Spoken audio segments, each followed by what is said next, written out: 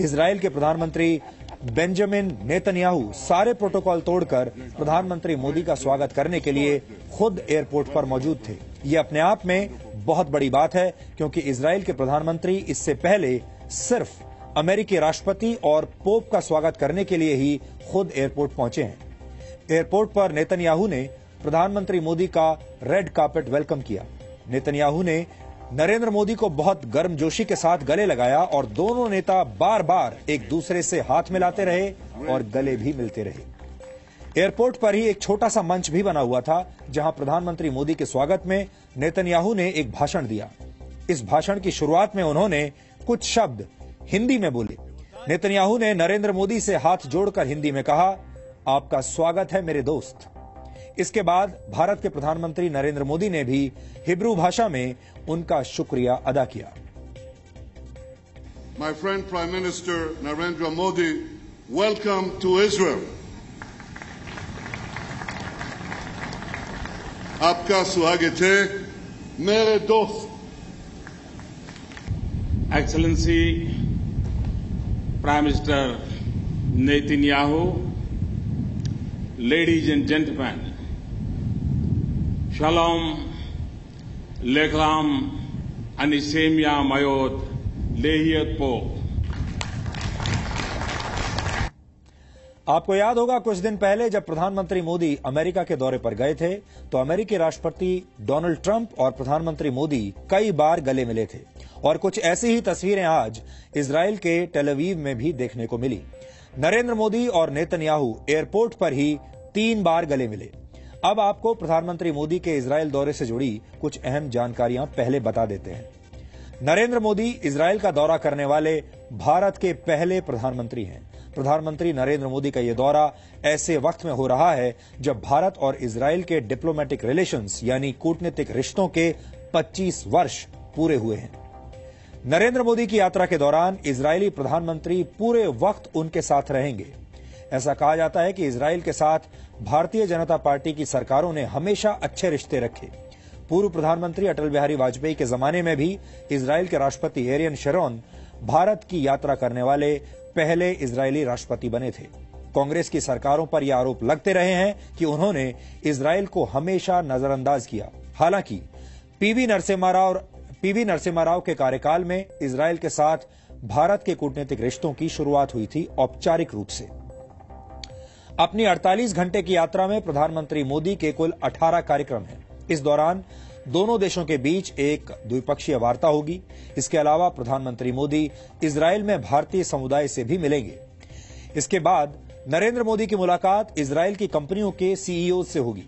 पूरी दुनिया की नजरें इस बात पर टिकी हैं कि प्रधानमंत्री मोदी इजराइल के प्रधानमंत्री नेतन्याहू के साथ आतंकवाद के मुद्दे पर क्या बातचीत करेंगे।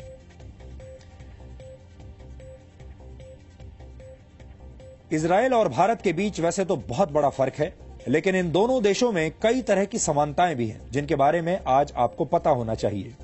भारत और इजराइल दोनों को अंग्रेजों से एक ही दौर में आजादी मिली थी। भारत 15 अगस्त 1947 को आजाद हुआ, जबकि इजराइल को 14 मई 1948 को आजादी मिली। दोनों देशों में ऐसी राजनीतिक पार्टियां हैं जिन्होंने आजादी की लड़ाई में महत्वपूर्ण योगदान दिया, भूमिका निभाई। और मौजूदा हालात में दोनों देशों में राष्ट्रवादी विचारधारा वाली पार्टियों की सरकारें मौजूद हैं। दोनों देशों में मुसलमानों की भी अच्छी खासी संख्या है। इजराइल की जनसंख्या में करीब 18% मुस्लिम है, जबकि भारत में करीब 14% आबादी मुस्लिम है। लेकिन यह भी सच्चाई है कि भारत और इजराइल के रिश्ते कभी भी मजबूत नहीं रहे। आप ये भी कह सकते हैं कि दोनों देश एक दूसरे के साथ कूटनीतिक रिश्तों को कभी खुलकर स्वीकार नहीं कर पाए। इजराइल ने संकट के समय में हमेशा भारत की मदद की है। 1999 के कारगिल युद्ध में भी इजराइल ने भारत को हथियारों की सप्लाई की थी, लेकिन अब वक्त बदल चुका है।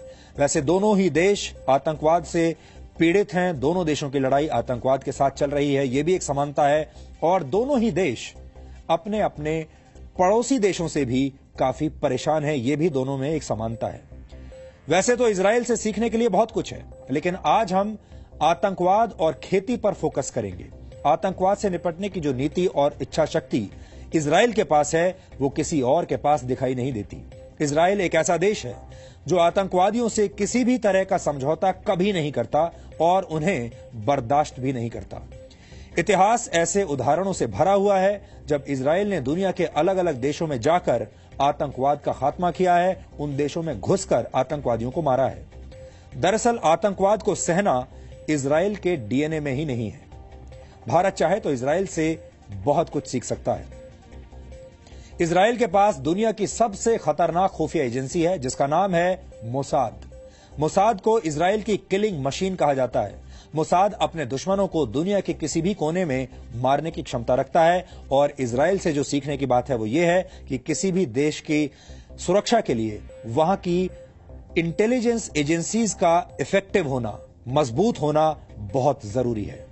मोसाद के कारनामों के बारे में हम आपको आगे बताएंगे, लेकिन उससे पहले यह जान लीजिए कि भारत इजराइल से और क्या क्या सीख सकता है। इजराइल पूरी दुनिया में अपने इनोवेशंस के लिए बहुत मशहूर है। वहां के स्टार्टअप बिजनेस पूरी दुनिया को चुनौती दे रहे हैं। इजराइल में इस समय कम से कम 6000 स्टार्टअप्स हैं। इजराइल दुनिया के सबसे छोटे देशों में से एक है जो चारों तरफ से अपने दुश्मन देशों से घिरा हुआ है। दुश्मन भी ऐसे जो इजराइल को किसी भी तरीके से, किसी भी कीमत पर खत्म कर देना चाहते हैं। लेकिन इसके बावजूद इजराइल का हर दुश्मन उससे घबराता है, क्योंकि इजराइल ने खुद को सुरक्षा के लिहाज से अभेद बना लिया है और उसके पास हथियार और हिम्मत की कोई कमी नहीं है। ऐसे बहुत सारे देश हैं जिनके पास हथियार तो हैं लेकिन हिम्मत नहीं है, और ऐसे भी देश हैं जिनके पास हिम्मत है लेकिन हथियार नहीं है। लेकिन इजराइल ऐसा देश है जिसके पास हथियार भी हैं और उन्हें इस्तेमाल करने की हिम्मत भी है। इसके अलावा इजराइल अपने पानी के संरक्षण और खेती के नए नए तरीकों के लिए भी जाना जाता है। आपको याद होगा, इसी वर्ष अप्रैल में भारतीय सेना के मेजर नितिन गोगोई ने कश्मीर में एक पत्थरबाज को अपनी जीप के आगे बांध दिया था। पत्थरबाजों ने सेना को घेर कर रखा हुआ था, जिसके बाद अपनी सैनिकों की टीम को सुरक्षित निकालने के लिए मेजर नितिन गोगोई को इस पत्थरबाज को अपनी जीप से बांधना पड़ा था। हमारे देश में इन तस्वीरों को देखने के बाद बड़ा हल्ला मचा था, लोगों ने बहुत विरोध किया था। आपको ये जानकर हैरानी होगी कि पूरी दुनिया में आतंकवादियों और पत्थरबाजों से निपटने का ये तरीका सबसे पहले इजराइल ने ही इजाद किया था और वहां आज भी इसका इस्तेमाल होता है। इजराइल एक ऐसा देश है जो पथराव करने वालों और आतंकवादियों के खिलाफ जीरो टॉलरेंस की नीति पर काम करता है। इजराइल की डिफेंस फोर्सेज ने कई मौकों पर पथराव करने वालों को अपनी गाड़ी के साथ बांधकर पत्थरबाजों की फौज को रोकने का तरीका अपनाया है। इजराइल की डिफेंस फोर्सेज का पूरा फोकस दुश्मन को खत्म करने पर होता है। 5 सितंबर 1972 को जर्मनी के म्यूनिख शहर में ओलंपिक गेम्स के दौरान फिलिस्तीन के आतंकवादियों ने इजराइल के 11 खिलाड़ियों को बंधक बना लिया था। उस वक्त आतंकवादियों ने यह मांग रखी थी कि इजराइल की जेलों में बंद 234 फिलिस्तीनियों को रिहा किया जाए, तभी वो इन खिलाड़ियों को छोड़ेंगे। लेकिन इजराइल ने दो टूक शब्दों में उनकी मांग मानने से इनकार कर दिया था, जिसके बाद इजराइल के इन खिलाड़ियों की हत्या कर दी गई थी। बाद में जवाबी कार्रवाई में इस हमले को अंजाम देने वाले 8 आतंकवादी मार दिए गए। इसके बाद इजराइल ने अपनी खुफिया एजेंसी मोसाद की मदद से उन सभी लोगों के कत्ल की योजना बनाई जिन्होंने इस हमले की साजिश रची थी। इस मिशन को ऑपरेशन रैथ ऑफ गॉड यानी ईश्वर का कहर कहा गया था।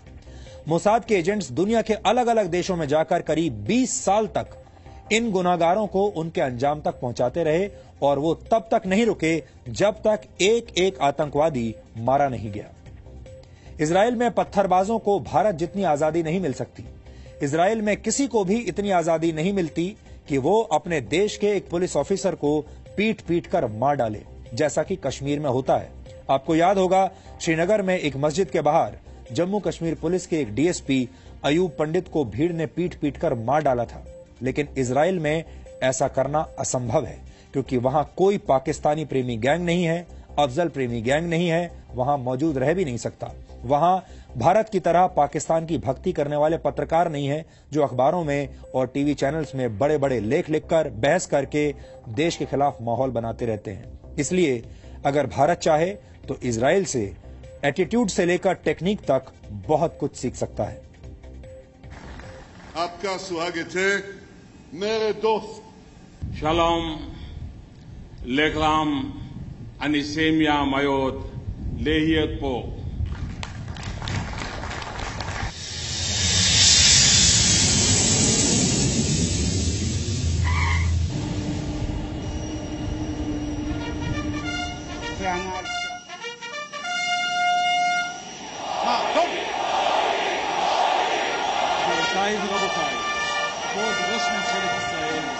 नई दिल्ली से 4000 किलोमीटर की दूरी तय करके प्रधानमंत्री नरेंद्र मोदी जब इजराइल पहुंचे तो कुछ इसी अंदाज में उनका स्वागत हुआ।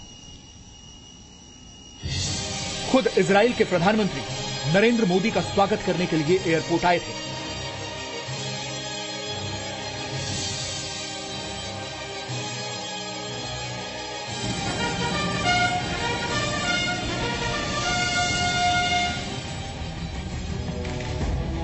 भारत और इजराइल के अच्छे रिश्तों की शुरुआत अटल बिहारी वाजपेयी के समय 2003 में हुई थी। पुराने संबंध हैं, उन संबंधों को नया रूप दिया जा रहा है। हमारी दोस्ती बढ़ेगी, मित्रता और भी घनिष्ठ होगी। ये एक ऐतिहासिक यात्रा है और मुझे विश्वास है कि इसके परिणाम स्वरूप दोनों देश और अधिक निकट आएंगे। We are very much interested to develop and to strengthen our relations with India. We regard India to be one of the most important countries in the world.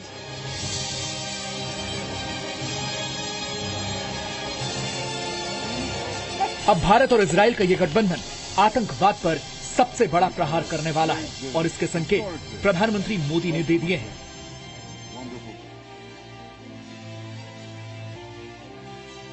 ये कहा जा रहा है कि भारत में आतंकी वारदात करने की पाकिस्तानी साजिश का आखिरी वक्त अब नजदीक आ गया है।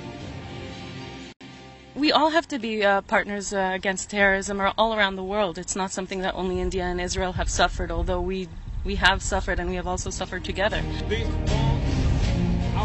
क्योंकि पीएम मोदी और इजराइल के प्रधानमंत्री बेंजामिन नेतन्याहू की जोड़ी का सबसे घातक वार पाकिस्तान में चल रही आतंकवाद की फैक्ट्री पर ही होगा। आप ये भी कह सकते हैं कि पाकिस्तान के आतंकवाद को खत्म करने के लिए इजराइल न सिर्फ मोरल सपोर्ट दे रहा है बल्कि आतंकवादियों को खत्म करने की लेटेस्ट दवाई भी मिडिल ईस्ट के इसी देश में मिलेगी। कई सारे मुद्दे हैं भारत और इजराइल के बीच में, पर सबसे प्रमुख एक प्रकार से जिसको रेखांकित करना चाहिए वो है दहशतगर्दी। उसमें खास मुंबई का जो हादसा हुआ था नवंबर 2008 में, क्योंकि आपको याद होगा कि भारत के नागरिकों के अलावा विश्व के कई सारे नागरिकों को शिकार बनाया था, खास इजराइल के नागरिक जो जूइश धर्म के हैं। संबंध भी है, एक दायित्व भी बनता है कि दहशतगर्दी को सामना करने के लिए एक प्रकार का सहमति बनना चाहिए और मुझे लगता है कि मोदी साहब की यात्रा में इस विषय को काफी गंभीर तरीके से चर्चा होगी। दोनों देशों के बीच आतंक के खिलाफ युद्ध का ऐलान पहले ही कर दिया गया था। नवंबर 2016 में इजराइल के राष्ट्रपति रेवनन रिवलिन भारत आए और तभी आतंकवाद के खिलाफ संघार पॉलिसी के दस्तावेज पर दस्तखत हुए। Terrorism is a global challenge, knows no boundaries, has extensive links with other forms of organized crime. Regrettably, one of the countries of its origin and spread is in India's neighborhood. We agreed that the international community must act with resolve and determination against terror networks and states that harbor them. इस यात्रा में भारत और Israel के बीच anti terror सहयोग को और बढ़ाने की बात हुई। एक ज्वाइंट वर्किंग ग्रुप बनाकर दोनों देशों ने काउंटर टेररिज्म के मुद्दे पर आपसी भरोसे और मदद को बढ़ाया। इससे पहले 2014 में भी दोनों देशों ने होमलैंड सिक्योरिटी के जरिए अपनी दोस्ती मजबूत की। इस समझौते के पीछे एक बड़ी वजह 26/11 का हमला भी था, जिसमें चुन चुनकर यहूदियों को निशाना बनाया गया था। We share our desire for peace and security. Nothing can justify terror. Terror is terror is terror. We stand together with the whole free world in defending our peoples and our values. सीधे शब्दों में कहे तो दोनों देशों के बीच 3 साल पहले ही काउंटर टेररिज्म और होमलैंड सिक्योरिटी पर समझौता हो चुका है और अब तेल अवीव से आतंकवाद के खिलाफ ऐलान जंग की शुरुआत हो रही है। जानकारों के मुताबिक आतंकवादियों से निपटने में इजराइल के लंबे अनुभव का भारत को भी फायदा मिल सकता है। गुप्त ऑपरेशन करके आतंकवादियों को खत्म करने में इजराइल को महारत हासिल है। इजराइल ने ही दुनिया में आतंक को खत्म करने का सबसे कामयाब प्लान आज से दशकों पहले बनाया था। 1972 के म्यूनिख ओलंपिक में इजराइल की टीम के 11 खिलाड़ियों को फिलिस्तीन के आतंकवादियों ने मार दिया था। बदला लेने के लिए इजराइल ने अपने जासूस और कमांडोज की एक टीम बनाई जिसने पूरी दुनिया में हर एक कातिल को ढूंढकर उसे उसके किए की सजा दी। ये एक ऐसा ऑपरेशन था जो किसी भी युद्ध से ज्यादा बेहतर था।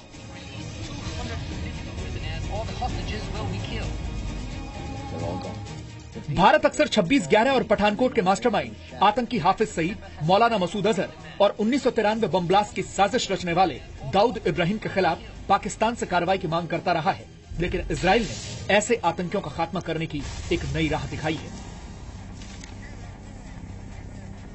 अमेरिका का उदाहरण लीजिए, वो एक प्रकार का दुगलापन या उनकी जो पॉलिसी में आप देख सकते हैं कि ड्यूअल ट्रैक पॉलिसी है कि पाकिस्तान को भी समर्थन करते हैं, भारत को भी एक प्रकार से हमदर्दी दिखाते हैं, पर ये पाकिस्तान की जो स्पॉन्सरशिप है टेररिज्म का, चाहे लश्कर हो या जैश, उसको स्पष्ट शब्दों में निंदा नहीं करते हैं। परंतु इजराइल एक ऐसा देश है जो कि दहशतगर्दी, पाकिस्तान स्पॉन्सर टेररिज्म, चाहे लश्कर हो या कोई और, उसको बिना कोई हिचक वो कहते हैं कि ये पूरे क्षेत्र के लिए एक बहुत बड़ा खतरा है। दो दोस्तों के बीच रिश्तों की नई शुरुआत को आप ऐसा भी मान सकते हैं कि भारत इजराइल अब एक नई राह बना रहे हैं और इसलिए ये एक ऐसा मोड़ है जहां से भारत और इजराइल का एक साथ मिलकर बढ़ना जरूरी है। हमारे राजद्वारी संबंधों के ये 25वां वर्ष है। राष्ट्र जीवन में 25 साल की यात्रा एक बहुत महत्वपूर्ण पड़ाव होता है। मैं समझता हूं कि आज वो टर्निंग पॉइंट पर हम खड़े हैं। ऐसे समय इजराइल के और मेरा जाना भारत के किसी भी व्यक्ति के लिए अस्वाभाविक नहीं है। मोदी और बेंजामिन की ये दोस्ती एक नए विश्व की स्थापना करने जा रही है जिसमें हाफिज सईद, मसूद अजहर और दाऊद इब्राहिम जैसे आतंकवादियों के लिए कोई जगह नहीं होगी। इस दोस्ती के सामने पाकिस्तान और चीन जैसे दुश्मनों की साजिश भी फेल हो जाएगी, क्योंकि जब इंडिया इजराइल की यारी आबाद होगी तो आतंक के सभी सौदागर बर्बाद हो जाएंगे। तेल अवीव से राहुल सिन्हा के साथ ब्यूरो रिपोर्ट, जी मीडिया। हम आपको बता चुके हैं कि आतंकवाद को बर्दाश्त करना इजराइल के डीएनए में नहीं है। अब जरा इसके कुछ और उदाहरण भी आप देख लीजिए। 4 जुलाई 1976 को इजरायली सेना के कमांडोज ने ऑपरेशन जोनाथन नामक अभियान में 100 से ज्यादा बंधकों को बचाया था। इस मामले की शुरुआत तब हुई जब 27 जून 1974 को इजराइल से एथेंस के रास्ते पेरिस रवाना होने वाले एक यात्री विमान को 4 आतंकवादियों ने हाईजैक कर लिया था। इस विमान में 250 लोग सवार थे। फिलिस्तीन के समर्थक आतंकवादी इस विमान को युगांडा के एंटेबी शहर में लेकर गए थे। वहां आतंकवादियों के कुछ और साथी भी पहुंच गए। इन लोगों ने इजराइल और 4 अन्य देशों की जेलों में बंद 53 आतंकवादियों को रिहा करने की मांग की। युगांडा के राष्ट्रपति ईदी अमीन ने भी उस वक्त आतंकवादियों का साथ दिया और इन आतंकवादियों को हथियार और अपनी सेना के जवान भी मुहैया कराए। 1 जुलाई को कई लोग रिहा भी कर दिए गए, लेकिन तब भी 100 से ज्यादा लोग बंधक बने हुए थे। और तब अचानक करीब 5000 किलोमीटर दूर से इजरायली सेना के 3 विमानों में सवार 200 कमांडोज एंटेबी एयरपोर्ट पहुंच गए और सिर्फ 35 मिनट की कार्रवाई में उन्होंने 7 आतंकवादियों को मार गिराया। इसके अलावा इजराइल के कमांडोज ने युगांडा के 20 जवानों को मारकर अपने लोगों को रिहा करा लिया। इस कार्रवाई में इजरायली सेना के लेफ्टिनेंट कर्नल जोनाथन नेतन्याहू की मौत हो गई थी और ये वही व्यक्ति हैं जो मौजूदा प्रधानमंत्री बेंजामिन नेतन्याहू के छोटे भाई थे। यही वजह है कि आज प्रधानमंत्री नरेंद्र मोदी ने अपने भाषण में नेतन्याहू के इसी शहीद भाई का जिक्र किया। India applauds your achievements. Today is July 4. Exactly 41 years since Operation Entebbe. The day when your Prime Minister and my friend Bibi lost his elder brother Yoni while saving the lives of so many Israel hostages. Your heroes are an inspiration for the younger generations. अब हम आपको सीधे Jerusalem लेकर चल रहे हैं, जहां हमारे सहयोगी राहुल सिन्हा इस वक्त मौजूद हैं और राहुल सिन्हा उसी होटल पर मौजूद हैं जहां प्रधानमंत्री नरेंद्र मोदी ठहरे हुए हैं। राहुल, आपसे हम ये जानना चाहते हैं, हम अभी तक डीएनए में ये बात कर रहे थे कि भारत और इजराइल में क्या क्या समानताएं हैं और हम इजराइल से क्या क्या सीख सकते हैं। आप वहां कई दिनों से हैं, आप हमें बताइए आपको क्या क्या समानताएं मिली, क्या क्या हम सीख सकते हैं। और हम यहां ये भी बात कर रहे थे कि भारत में आपको अक्सर डिजाइनर पत्रकार मिल जाते हैं, डिजाइनर नेता मिलते हैं, अलगाववादी मिलते हैं। आप इजराइल गए, आपकी मुलाकात वहां मौजूद अलगाववादियों से हुई, डिजाइनर पत्रकारों से हुई और डिजाइनर नेताओं से हुई क्या?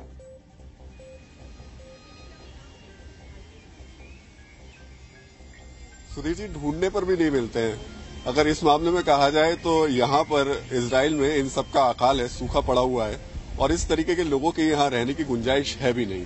डिजाइनर पत्रकार हो, डिजाइनर भले ही नेता हो या फिर अलगाववादी या पत्थरबाज, इस तरीके के लोगों की यहाँ पर सरवाइव करने की कोई गुंजाइश यहाँ की सरकार ने छोड़ी नहीं है। यहाँ जब आप पहुंचते हैं तो एक चीज बड़ी अच्छी महसूस होती है, वो ये कि हर आदमी अपने राष्ट्र को लेकर, देश को लेकर के डेवलपमेंट में लगा हुआ है। उसका फोकस बड़ा क्लियर है, वो ऐसा काम कर रहा है जिससे उसका खुद का विकास हो और देश का भी विकास हो।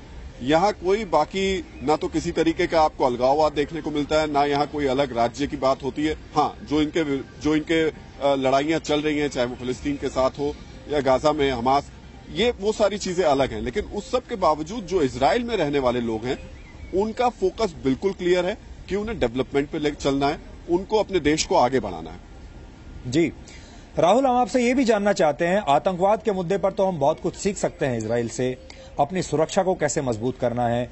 हम खेती की भी बात कर रहे थे, इस मामले में तो जरूर इजराइल में सूखा पड़ा हुआ है जिनकी हम बात कर रहे थे, वहां ये सब करना पॉसिबल नहीं है जो कि भारत में लोग कर लेते हैं।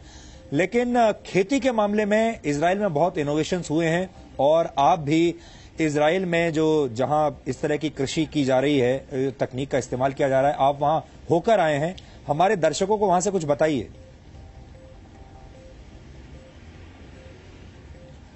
सुधीर जी, दोनों चीजें हैं। जो आपने सिक्योरिटी की बात कही उसको भी मैं थोड़ा सा बस जरूर कहना चाहूंगा कि हमें सिक्योरिटी में भी इजराइल से बहुत बहुत बहुत ज्यादा सीखने की जरूरत है। नॉर्मल जो एक सिक्योरिटी प्रोसेस होती है वो भी इन लोगों ने इतने डेडिकेशन के साथ करते हैं और इतने आराम से करते हैं कि किसी को परेशानी भी नहीं होती है, लंबी लंबी लाइनें भी नहीं लगती हैं और हर एक चीज को बड़ी बारीकी के साथ परखने के बाद ही किसी को आगे जाने देते हैं। जहां तक बात कृषि की रही तो इस मामले में ये 2 कदम और आगे हैं।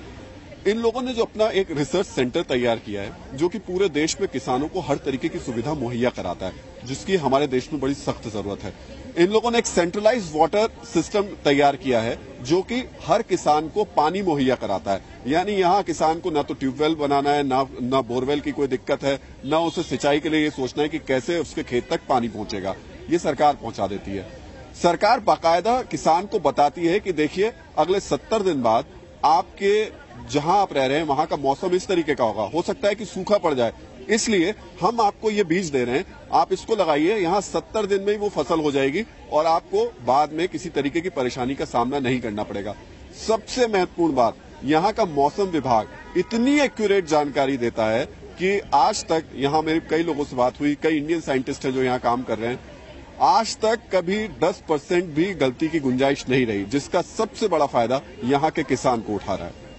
जी राहुल, आखिरी प्रश्न मेरा यह है कि नेतन्याहू और नरेंद्र मोदी के चर्चे इस वक्त पूरे इजराइल में चर्चे हो रहे हैं, उनकी दोस्ती के बारे में लोग बात कर रहे हैं, आपको क्या देखने को मिला वहां पर? देखिए, बहुत दिलचस्प है और खासतौर से प्रधानमंत्री मोदी की जो लोकप्रियता है वो इजराइल में भी अच्छी खासी है। जिस टैक्सी में आप बैठिए, जहां आप खड़े हो, वहां आपको पहले इंडियन के तौर पर आइडेंटिफाई किया जाता है और उसके बाद कहा जाता है कि आपके प्रधानमंत्री मोदी आ रहे हैं या मोदी मोदी करते दिखाई देते हैं। हालांकि वो मोदी मोदी नहीं दिखता जो कि भारत में दिखता है, लेकिन लोगों को प्रधानमंत्री के बारे में अच्छी तरीके से जानकारी है। इजराइल से हमारे संबंध बहुत अच्छे पहले से रहे हैं। यहाँ पर बहुत ज्यादा जो जूइश हैं, जो लोग नागरिक हैं भारतीय मूल के, वो भी यहाँ पर रह रहे हैं। तो ऐसी स्थिति में हर किसी की नजर है कि प्रधानमंत्री यहां पर पहुंचे हैं तो इन रिश्तों को एक नया आयाम दिया जाए और खासतौर से सुधीर जी, जो डिफेंस है, एग्रीकल्चर है और वाटर है, इन 3 सेक्टर्स में यहां के लोगों को बहुत ज्यादा उम्मीदें हैं भारत से। जी राहुल, बहुत बहुत शुक्रिया। और हमें पूरा यकीन है, हमारे दर्शकों को भी पूरा यकीन है कि जी न्यूज पर आपके जरिए सबसे अलग विश्लेषण हमें प्रधानमंत्री मोदी की इजराइल यात्रा का आपके जरिए मिलेगा और हम लगातार आपके साथ बने रहेंगे और आपका ये जो आउट ऑफ द बॉक्स विश्लेषण है ये हम जारी रखेंगे जी न्यूज पर आगे भी। लेकिन फिलहाल के लिए बहुत बहुत शुक्रिया आपका। तो आखिर छोटे से इजराइल की जरूरत भारत को क्यों है? हमने अपने विश्लेषण में आपके इस सवाल का जवाब देने की कोशिश की है, लेकिन भारतीय प्रधानमंत्री मोदी से जब यही सवाल इजराइल के मीडिया ने पूछा तो उन्होंने क्या जवाब दिया, ये अब आपको सुनना चाहिए। Shalom. Prime Minister Modi, thank you so much for receiving us here at your official residence in New Delhi. मैं भी आपके टीवी चैनल के माध्यम से इजराइल की जनता को सोलम कह करके प्रतीक्षा कर रहा हूं बहुत जल्द उनके बीच जाकर के उन सबको रूबरू में सलाम कहने की।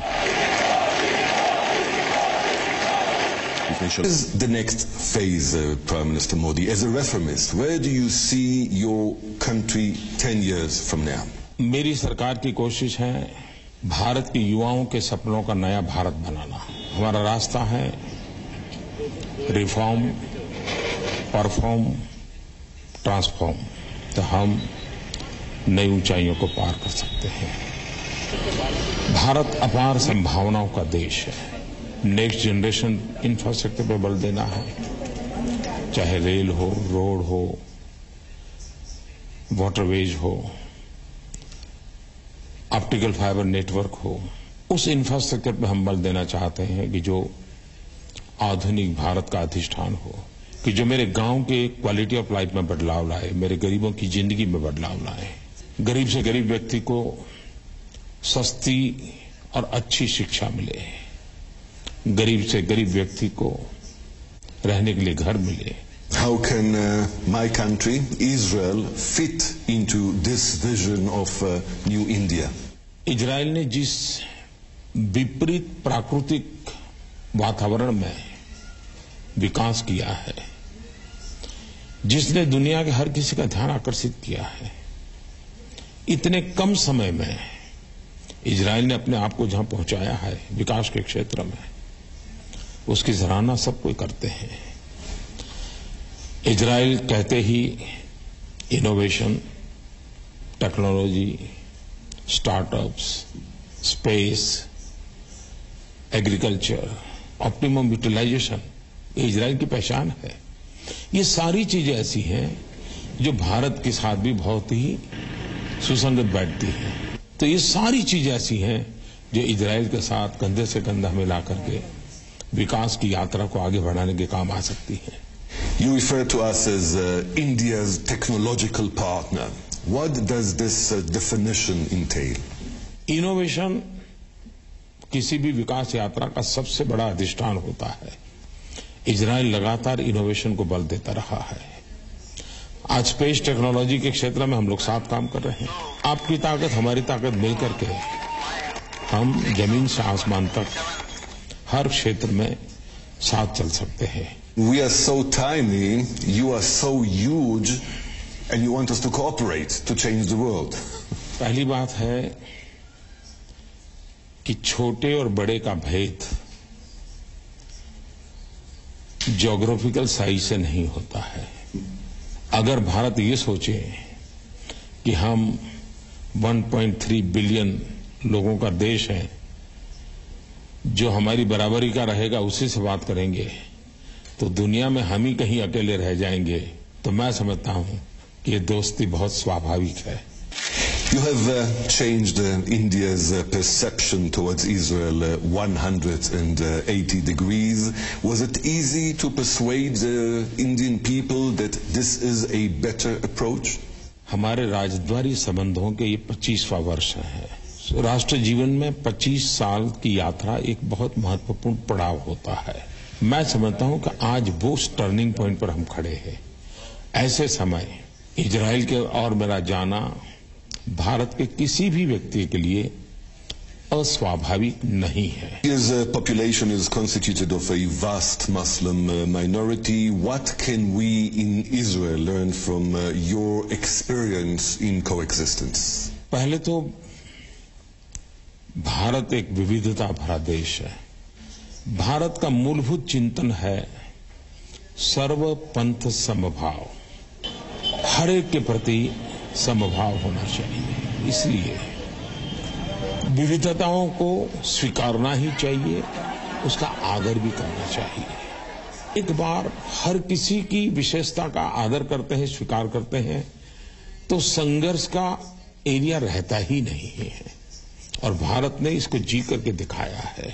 Prime Minister Netanyahu, who seems to be a good acquaintance of yours, will you ask him for a joint yoga session? खैर, मैं समझता हूं कि पूरे विश्व ने 21 जून को योगा में जिस उत्साह और उमंग से भाग लिया, इजराइल ने बड़े उत्साह और उमंग के साथ योगा दिवस मनाया। योग याद आना और आपको योग के महत्व की याद आना, यही मेरे लिए बड़ी खुशी की बात है। और मैं आशा करता हूं कि आपके टीवी के माध्यम से दिन में कम से कम आधा घंटा आप इजराइल के लोगों को योग के संबंध में प्रशिक्षित करेंगे, तो शायद होलिस्टिक हेल्थ केयर की दुनिया में आपकी चैनल भी बहुत बड़ी सेवा करेगी। And this might be the solution to our region too. मुझे खुशी होगी।